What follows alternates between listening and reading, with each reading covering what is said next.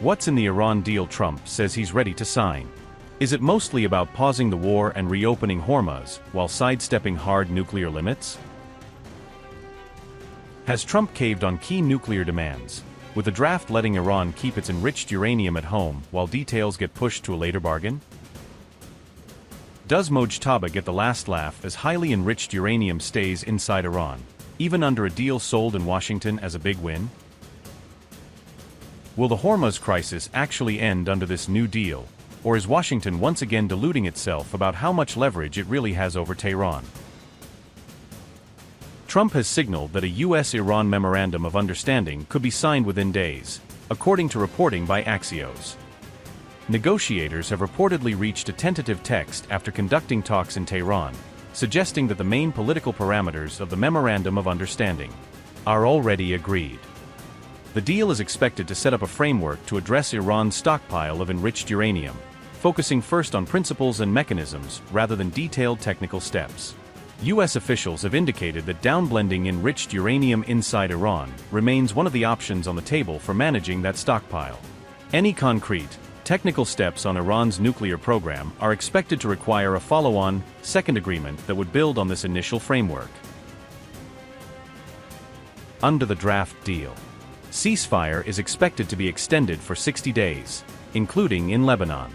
Strait of Hormuz to be opened immediately without tolls. U.S. to lift its naval blockade in the Hormuz Strait. Framework on Iran's enriched uranium stockpile is expected to be discussed. Iran is expected to commit to never acquiring a nuclear weapon. Enriched uranium may be diluted inside Iran under UN supervision. Iran could get sanctions waivers on oil sales for 60 days. Reports say the current draft has been approved at high levels in Iran's leadership, but likely has not yet received final sign-off from Supreme Leader Mojtaba. Meanwhile, Trump has said he expects a signing ceremony to take place around June 13th to 14th, pointing to a very near-term political timeline. 4 C-17 transport planes reportedly left for Europe on June 11th to make travel arrangements for Vice President Vance and associated delegations.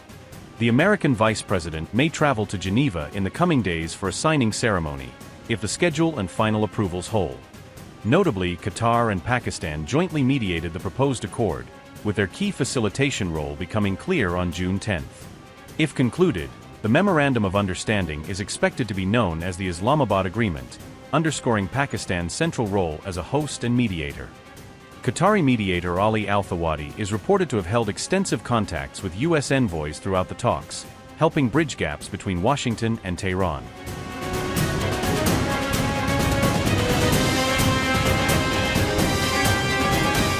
Trump on June 11 said he would like the United States to take control of Iran's main oil export hub, Kharg Island, openly floating the idea in an interview.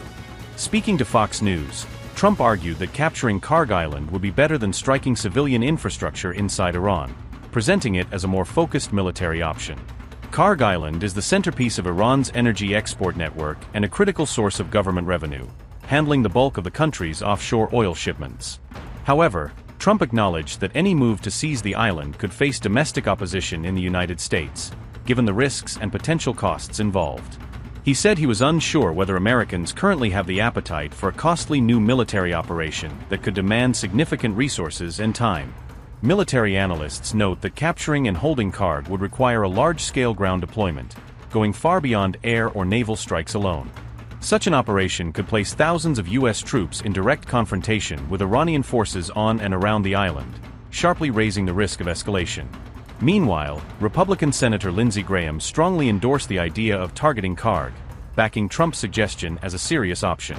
Graham said that gaining control of Kharg, either through outright force or via sustained blockade, could fundamentally transform the course of the conflict with Iran.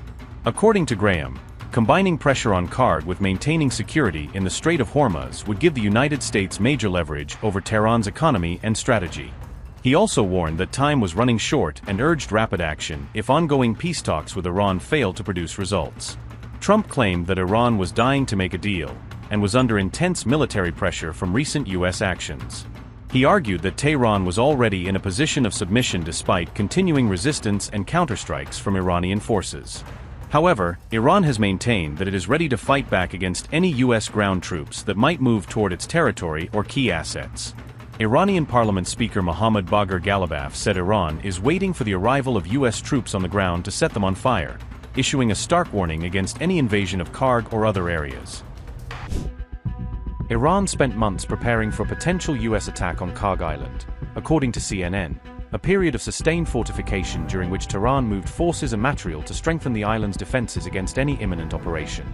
Iran reinforced Kharg Island with additional troops, layered air defense systems, and mobile missile units, measures intended to deter or defeat amphibious or aerial assaults and to protect critical export infrastructure from damage. Anti-personnel and anti-armor mines were deployed along beaches where U.S. forces might attempt to land, a precaution designed to slow invading units, channel movement into kill zones, and raise the costs of any seaborne assault. Kharg Island is one of Iran's most strategic energy hubs and a critical node for its oil exports, hosting terminals and storage facilities whose disruption will have immediate and severe effects on Tehran's ability to sell and move crude. Taking control of the island would sever a key economic lifeline for the IRGC, the BBC reports, depriving the organization of oil revenues and complicating Tehran's capacity to fund proxy networks and military operations abroad. Security analysts quoted by the BBC argue that Iran's overall ability to conduct sustained war would be significantly hampered if Kharg were neutralized, since the loss of export infrastructure would undermine logistics, revenues, and strategic flexibility.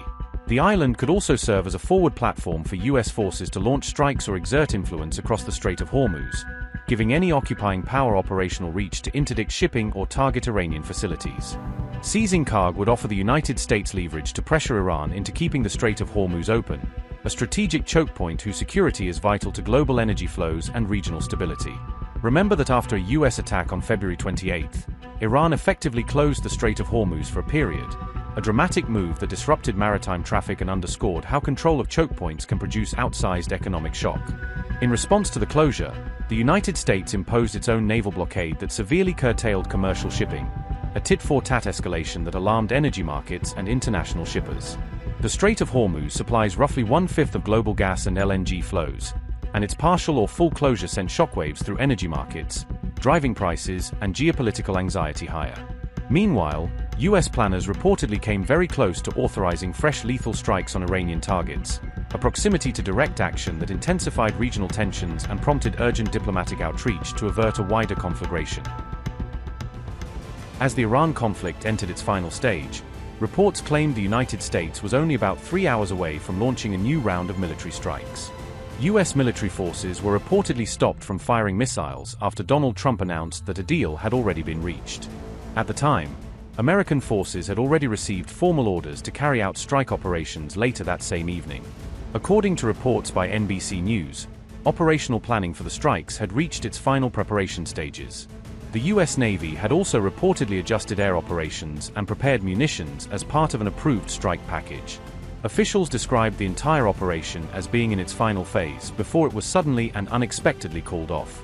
Kharg Island was reportedly not included on the approved target list, despite earlier reporting suggesting it had been considered in preliminary discussions around potential strike options. Donald Trump had previously referenced Kharg Island and Iranian oil infrastructure in public warnings, linking them to broader threats and signaling they could be part of possible military responses. Officials further said that Trump's public posts did not fully align with the internal operational planning that was already underway. Military forces were reportedly most surprised by the last-minute cancellation order, according to officials cited in the report, as it came after preparations had already reached an advanced stage. U.S. War Secretary Pete Hegseth and the Joint Chiefs Chairman reportedly visited the White House to discuss Iran-related military options with Trump prior to the final decision. Trump then reportedly posted about canceling the strikes shortly after that high-level meeting, according to officials familiar with the situation.